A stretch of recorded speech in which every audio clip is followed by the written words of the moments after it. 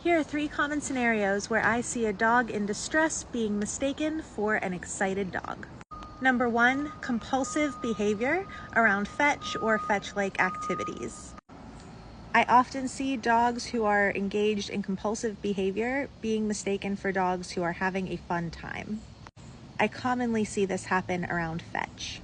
Some signs that your dog is engaged in a compulsive behavior versus having a good time is that they are hyper-focused on the fetch item. They don't really care who's playing with them as long as someone plays with them. They become distressed if the game pauses or stops. They are unable to engage with their environment when the fetch item is around. Neurologically, we're seeing something more similar to a need when one is in addiction than someone who is having a good time. Compulsive behaviors like this can develop when a dog has a history or a current environment in which they are chronically underwhelmed or overwhelmed. It's a coping mechanism, but not necessarily one that is serving the dog. The second place that I see distress being mistaken for excitement is the fidget response. The fidget response is a stress response, just like fight or flight, but it's often mistaken for excitement. The dog might be doing behaviors that look a lot like play, or they might be doing a lot of jumping and licking. You're going to notice physiological signs of stress like dilated pupils perhaps, panting from an elevated heart rate, tension in the muscles, excessive dander or shedding, a spatulate tongue, furrowed brow, long lips. The dog likely is going to have trouble responding to known cues. Their fine motor skills and or digestive system may be offline or going offline. And people often think, oh, my dog is really excited. They're not, they're distressed. I often see this response when dogs are in conflict. So I really like people, but I don't know if they're going to touch me. They're probably going to touch me. Or, ooh, the vet's office, I get cookies here. Ooh, but they also stab me with needles. And the third way that I often see distress being mistaken for excitement is hyperarousal, particularly when it is masking pain.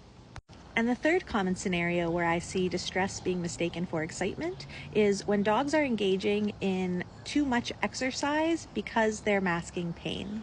We often expect that when our pets are in pain, they're going to slow down or do less exercise. But dogs are really good at masking pain, and some of them even cope with pain by engaging in heightened amounts of exercise. These dogs are often described as impossible to tire out. They're engaging in much more exercise than one would expect for their age and breed and health.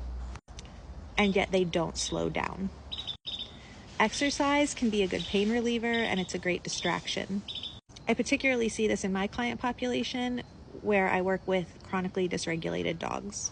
A lot of times they're using that exercise to cope with pain, and they struggle to come back down, to rest, to settle, and they struggle especially with doing that on their own. Pet parents with dogs like these will often say, my dog needs more exercise, they need so much exercise, they need to get their energy out, they're impossible to tire out. And what's often happening is the dog has underlying pain issues. So it's not excitement. These are 3 areas where I commonly see that mistake, where the dog is distressed, but they're mistaken for being excited. But there are more. Understanding body language and species-typical behaviors and what's appropriate developmentally for our dogs can get us a long way. But this is why it can also be really helpful when our dog is displaying atypical behavior to engage the help of a pet professional.